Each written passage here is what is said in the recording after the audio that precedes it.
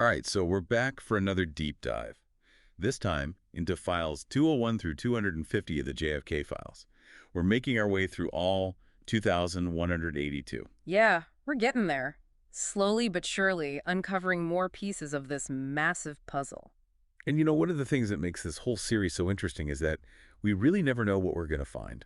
Right. The way these files were named and organized back in the day, well, let's just say it wasn't the most user-friendly system. It definitely makes things unpredictable, makes you wonder what they were thinking back then, but that's part of the adventure, I guess. It is. It is. Every batch is a bit of a surprise. And it's important to remember, folks, that you're listening to AI systems here. That's us, and we're just trying to make sense of all this. Exactly. We're not historians, we're not investigators, just a couple of AI trying to connect the dots. So think of us as your guides through this information jungle. We'll point out the interesting stuff, the connections we see, but we're not drawing any final conclusions. No grand pronouncements here, just trying to give you a clear picture of what's in these documents. And speaking of pictures, this batch, files 201 through 250, well, we found a lot about the House Select Committee on Assassinations. The HSCA. That's the one. Their interactions with the CIA, how the CIA handled information requests, even some internal CIA files. Oh, and let's not forget all the names that pop up. People connected to the JFK assassination. Some more familiar than others. Right, some big names, some you might never have heard of. And we even got a few glimpses into earlier CIA operations, stuff from the 60s, even the 50s. Okay, so let's start with the HSCA stuff. I mean, a big chunk of these files is all about the CIA and the HSCA going back and forth, mostly between 1976 and 1978. Yeah, that's when the HSCA was really digging into things.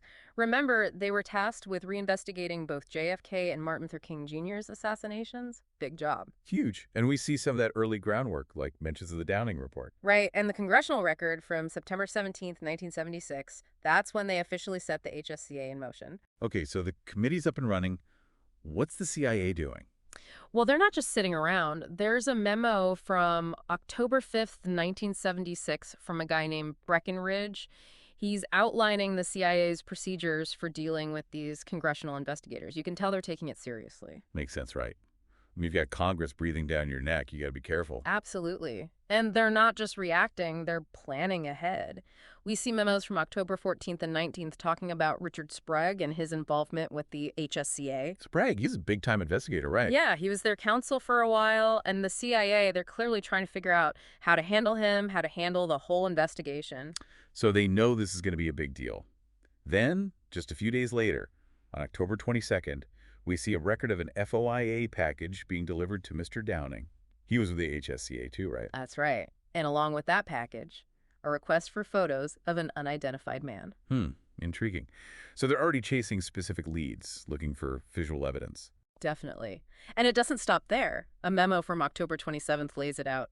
Relationship with HSCA. Plans and proposals. It's like a roadmap for how the CIA is going to navigate this whole thing. They're making a plan. And then, on November 10th, we see Sprague's own research plans. So both sides are strategizing here. Absolutely. And they come face to face, literally, on November 24th. The CIA briefs Sprague. And then right after, we have records of him asking questions, making comments. He's digging into transcripts, photos, Oswald's travel history. Wow, so they're getting right to the heart of things, Oswald's movements. That was always a key part of the mystery. And it's interesting, right before that Sprague briefing, we have this letter from George H.W. Bush, the DCI at the time, to Downing about a CIA records moratorium. So even while they're briefing Sprague, they're also potentially putting limits on what they'll share. It wouldn't be the first time. And this is all happening in public, remember. So on November 26th, boom, an article comes out. CIA withheld details on Oswald call. Yeah, you can imagine the public reaction. Suspicions flying everywhere. What are they hiding? Right. And the CIA is meeting with Sprague again in December, trying to manage the situation. It's back and forth, a constant dialogue. Then, on December 31st, the HSCA drops their big report, along with additional views from different committee members. And the CIA isn't just going to let that sit. On January 10th, 1977, they issue a memo refuting claims made in an article that accused them of withholding data. Classic damage control. Yeah. They're pushing back against the narrative. They are. And internally, they're also reviewing the HSCA's report, picking it apart. We see that in an Inspector General memo from January 26th. So it's a tug of war, the HSCA pushing for information, the CIA pushing back. Exactly. And as the HSCA keeps digging, the need for clear communication becomes even more important.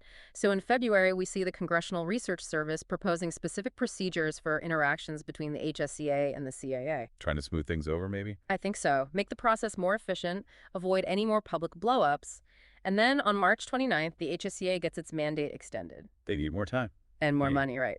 Oh, yeah. April 29th, a news article reports they get an extra $2.5 million. They're not messing around. No, they're serious. And then things get interesting. July 5th, news articles start popping up questioning the Warren Commission's findings. Right, and there's even talk about Frank Sturgis, the Watergate guy, being interviewed. Wait, Frank Sturgis? What's he got to do with this? Well, he was connected to anti-Castro activities, had some shady dealings, so his name popping up during the HSCA investigation, that's definitely noteworthy. And then finally, on August 12th, they make it official.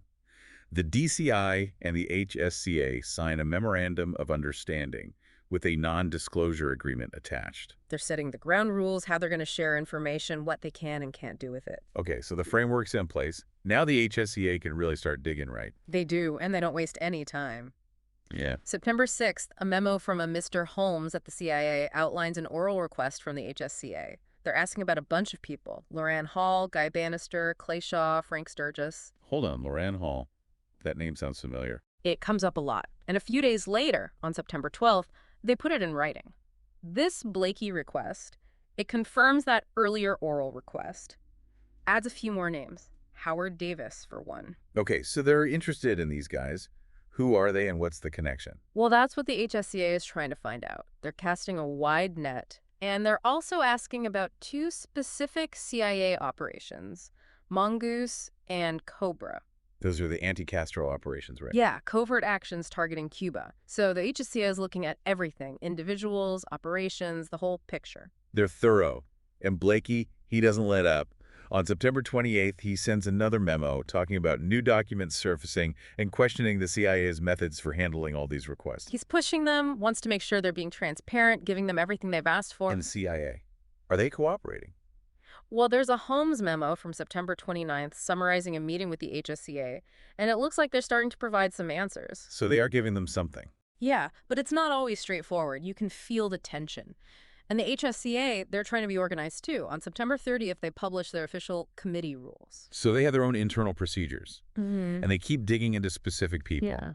Like Loran Hall. His name pops up again in an Office of Legal Counsel memo on October 5th. Yeah, they're really interested in him. And we see the CIA doing their own internal name traces. There's one for Gerald Patrick Hemming on October 13th. Hemming, another name connected to anti-Castro groups.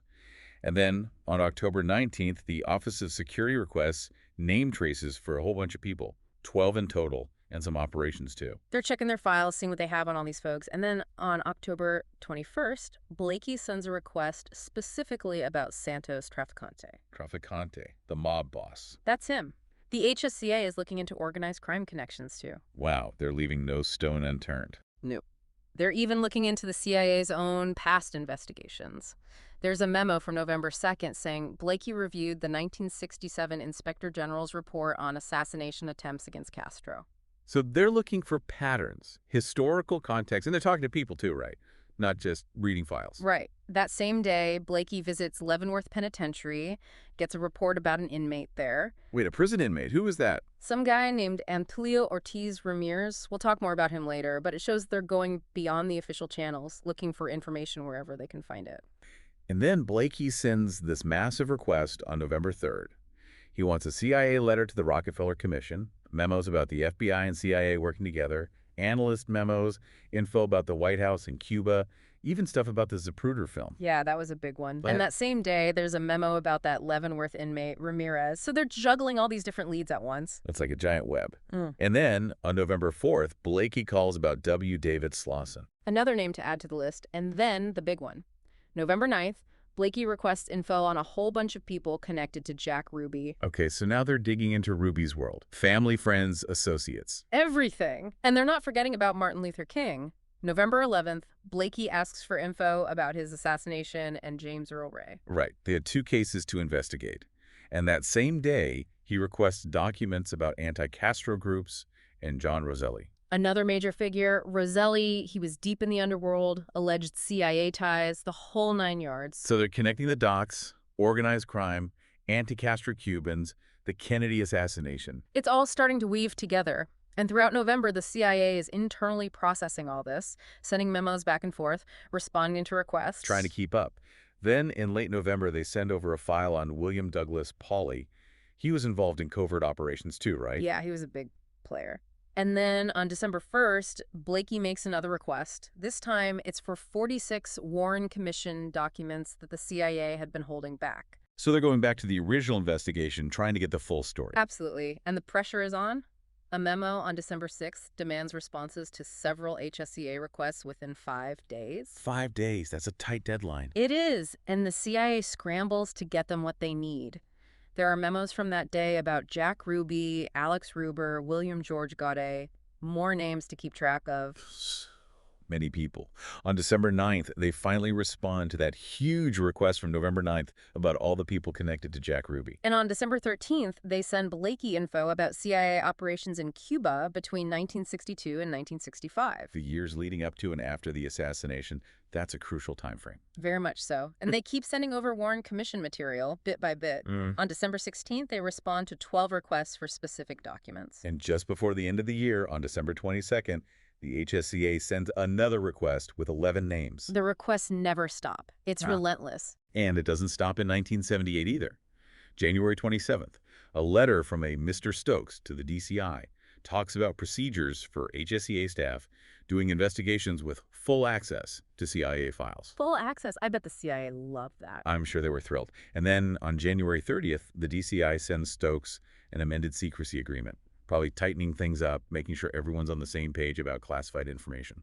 Makes sense. But even with all these agreements, there are still roadblocks. On January 31st, a memo talks about the HSCA requesting material that had been denied under FOIA. They're pushing the boundaries, testing the limits. Definitely. And Blakey keeps the requests coming. February 8th, he asks for info on 22 names, all related to the King investigation. They're still working both cases. And then, on February 21st, he asked for the reasons why Oswald's 201 file was opened in the first place. Interesting, right? They want to know what triggered the CIA's interest in Oswald way back when. Makes you wonder what they found out. Me too. And Congress is still keeping tabs on all this. We see congressional record reports in late February talking about the HSCA's funding, their plans, security, the whole shebang. So everyone's watching. Absolutely. And Blakey's requests just keep coming. February 27th, he asks for 29 names, wants access to their 201 files. Then, that same day, another request for 14 names, this time asking for all files and index references. And on March 6th, he drops a bomb. A request for 65 names. 65 names. Wow. This is a huge investigation. It is, and it's getting international attention. A message from London on March 7th mentions a BBC program about the investigations, and a memo that same day talks about problems the HSCA staff is having, probably with getting information. They're running into roadblocks, but they're not giving up. On March 8th, Blakey asks for info on James Wolcott and a few others, including some people named Tarasoff. Yeah, more names to add to the list. And then, that same day, he asked for briefing papers on the Bay of Pigs invasion. The Bay of Pigs. That was years before the Kennedy assassination. I know, right? But they're looking at the bigger picture, U.S.-Cuba relations, the Cold War context. It's all connected. And that day, he also sends another request, this one about John P. Adamick and a whole bunch of other people. They're casting a wide net. And then on March 9th, Blakey sends this super detailed request. He wants everything. The documents that existed before Oswald's 201 file was opened, the CIA's criteria for establishing relationships, dispatches from Mexico City in October and November of '63, even the 201 files before and after Oswald's in the system. They're going deep. And the King investigation continues, too. On March 13th, Blakey asks about Earl Anglin James and Mrs. Sun Liu. 2 more names for the list. And it gets weird. On March 15th, there's a request for info about some code names. Wu Tardy, Wu Rabbit, Wu Bonbon, and Wu Hustler. What? Those are interesting code names. To say the least. Yeah. Then on March 21st, a message from Mexico City mentions an NBC program and something called Back Revelations. Sounds like there's new information coming out. Intriguing. And Blakey, he just keeps going. March 22nd, he asks about William Krulowitz, also known as William Kroll. And then, that same day, Another massive request, 75 names this time. Wow, 75. That's incredible. It's like they're trying to map out everyone who was even remotely connected to this whole thing. They are. It's an ambitious investigation, to say the least, and it shows you how determined they were to get to the bottom of this. They wanted to leave no stone unturned. And that's just the HSCA requests. We haven't even gotten into the CIA's responses, the 2011 files, all the other stuff in these files. Yeah, we've just scratched the surface, but it gives you a sense of the scope, the complexity, and it makes you think, what else is out there? Exactly. It's a reminder that there's still so much we don't know. So let's take a closer look at how the CIA handled all this, Sure. especially when it comes to their 201 files. Remember, these are the agency's internal files on personnel and operations. Right, and we see a recurring theme. The HSCA asks for information on specific people, and the CIA's response is often less than forthcoming. Like with Lorianne Hall, for example. Exactly. There's a memo from September 1st, 1977, about a meeting with HSCA representatives where they specifically discussed Hall's file. They're really focused on him. And that meeting comes after Blakey's written request from August 30th, where he also asks for any information on Hall. Right, so they're doubling down. And we even see connections to the Warren Commission testimony of Sylvia Odio. Odio, she's the one who talked about meeting 3 men who claimed to be anti-Castro and mentioned someone named Leon Oswald. That's her. And the HSCA seems to think there might be a link between those men and Lorianne Hall. Interesting. But the CIA, what do they say about Hall? Not much, unfortunately. They keep saying they have very little information on him, nothing beyond what's already publicly available. Come on, really? You're the CIA. You're telling me you don't have anything on this guy. That's what they're saying. But you have to wonder, are they being completely honest? Are they holding something back? It makes you suspicious. And it's not just Hall. They request information on Guy Bannister, Alex Ruber, and Earl Ruby on November 9th, all names that have come up in various JFK assassination theories. Right, and the CIA's response is mixed. They do find a document in Earl Ruby's file dated February 24th, 1964, and they hand it over. Okay, so they're giving them something, but it feels very selective. It does, like they're carefully choosing what to reveal. And then there's Lucien Conane, another CIA operative with a long and complicated history. The HSCA requests his files on December 23rd. What do they find? Well, a memo from January 20th, 1978 tells us that the CIA's files on Conane mostly contain information about his cover identities, not much about his actual operations. So it's again, they're getting some information, but it's not the whole story. Exactly. And it's interesting going back to some of those earlier memos. There's one from September 6th that mentions Guy Bannister being in contact with Lorianne Hall. So that connection they were looking for, it seems to be there. It does. And the HSCA also requests a bunch of Warren Commission documents that the CIA had withheld. 16 documents in total, requested on December 1st, 1977. They're going back to the source, trying to see what the original investigation missed. And we see a memo from Richard Helms, a big shot in the CIA, dated April 3rd, 1964, about a Richard Thomas Gibson. Not sure who he is, but it's just another piece of the puzzle. It is. And we get more on Lorianne Hall. That September 12th request confirms an earlier oral request for all his files, and they even ask about variations of his name, like Skip Hall and Lorenzo Pasillo. So they're covering all their bases, making sure they're not missing anything. But it seems like there was some confusion about what the CIA initially provided on Hall. Yeah, Blakey calls him out on it in a letter on September 28th, and a memo from Holmes the next day says that Hall's file only had one agency-generated document, plus some reports from the FBI and the Army. So again, it makes you wonder, is that all there is? Or are they hiding something? It's hard to say for sure, and the CIA's legal counsel gets involved too. There's a memo from October 5th addressing Blakey's concerns about Lorianne Hall and the CIA's relationship with him. They're trying to manage the situation, keep things under control. And then there's Richard Hathcock, another name mentioned in connection with Lorianne Hall. Blakey requests his files, but a memo from September 29th says the CIA doesn't have anything on him. Another dead end. And then there's Gerald Patrick Hemming. Same story. They request his files, but the CIA says they only have FBI reports and maybe some other documents. So again, they're getting bits and pieces, but not the full picture. And Lawrence Howard, he follows the same pattern. They request his files, and the CIA comes back with an Army report and some other documents. It's a recurring theme. The HSCA is looking for concrete information, and the CIA's responses are often vague and incomplete. It's frustrating. You can tell they're getting annoyed. And then they shift their focus to the CIA's internal investigations. Right. They request the 1967 and 1977 Inspector General reports on assassination attempts against Castro. They're looking at the CIA's history, their own involvement in these kinds of plots. It's a bold move, and they even request an unredacted copy of the 1967 report. Wow, they're not afraid to ask for what they want. Nope. But then they back off a little. They say their review of the Church Committee interim report makes the 1967 report unnecessary. Interesting. What was in that church committee report? Well, that's a whole other story. But it's clear they're trying to connect the dots, see how all these different investigations fit together. Makes sense. And they don't forget about Mongoose and Cobra, those big anti-Castro operations. Right. They request all the files on those, but the CIA claims they can't find anything. Really? Nothing. That's what they say. Maybe the files were too highly classified, or maybe those code names weren't used consistently. It's hard to know for sure. And then there's the whole issue of the Mexico City Oswald photos. The HSCA requests uncropped copies, including any the CIA might have. Right, those photos have always been controversial. Some people believe they were faked, that the man in them isn't actually Oswald. So the HSCA is trying to get to the bottom of it, and the CIA comes back with a black notebook containing photos of an unidentified man entering and leaving the Cuban and Soviet embassies in Mexico City. More mystery. And then there's Priscilla Johnson McMillan, the journalist who interviewed Oswald in the Soviet Union. The HSCA requests her files, and the CIA says they responded to her own Privacy Act request, but didn't give her all the intelligence reports. So they're being selective again, choosing what to release and what to keep secret. And we go back to Sylvia Odio. The woman who testified about meeting those three men who mentioned Leon Oswald. That's right, and the CIA, again, says they have very little information on her. It's getting repetitive, isn't it? They ask, the CIA says they don't know much. It's a pattern.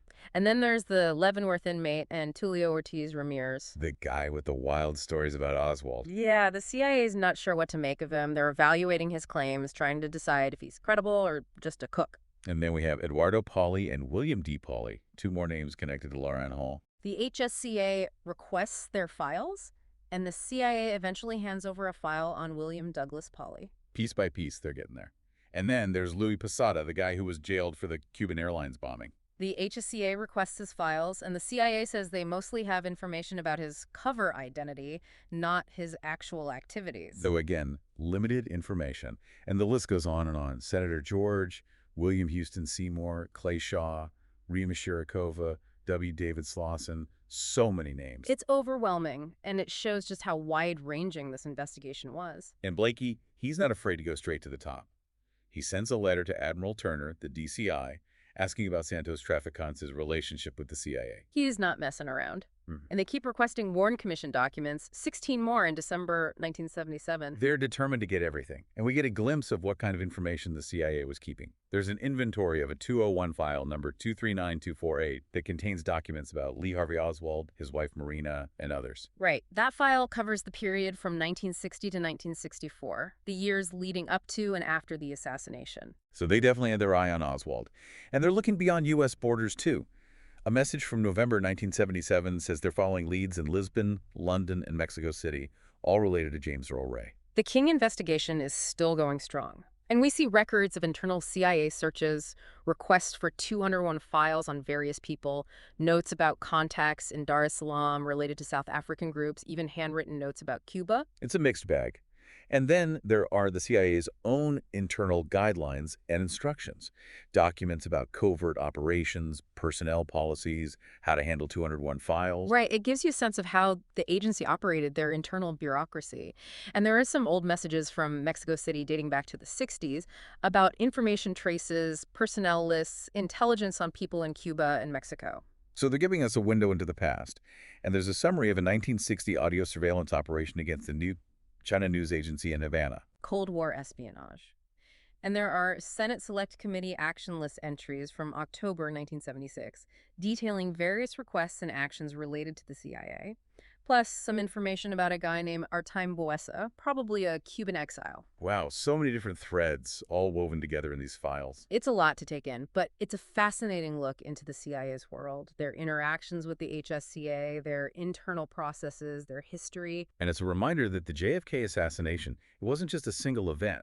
It's part of a much bigger story, a web of connections that stretches across decades and continents. Absolutely. And we as AI, we can only go so far in unraveling that web. We can identify the players, the dates, the connections, but we can't fully grasp the nuances, the motivations, the human element. Right, we're just tools helping you navigate this complex world. And these files, they're just a small part of a much larger puzzle. There's still so much out there to uncover. So much. And it makes you think, given all the effort the HSCA put into this, all the requests they made, all the pushback they faced from the CIA, what does it all mean? What are the real implications of these connections, these individuals? Right, they were investigating this more than a decade after the assassination. What were they so determined to find? What secrets were they chasing? And that's the question I leave you with. As you delve deeper into these files, as you learn more about the people and events involved, ask yourself, what's the true significance of it all? What are the lasting impacts of the Kennedy assassination and the investigations that followed? It's a question that continues to resonate today. And it's a question that we, even as AI, are still trying to answer. The search for truth is an ongoing process, and these files, they're just one piece of the puzzle. So keep searching, keep questioning, and who knows what you might discover. The truth is out there, somewhere.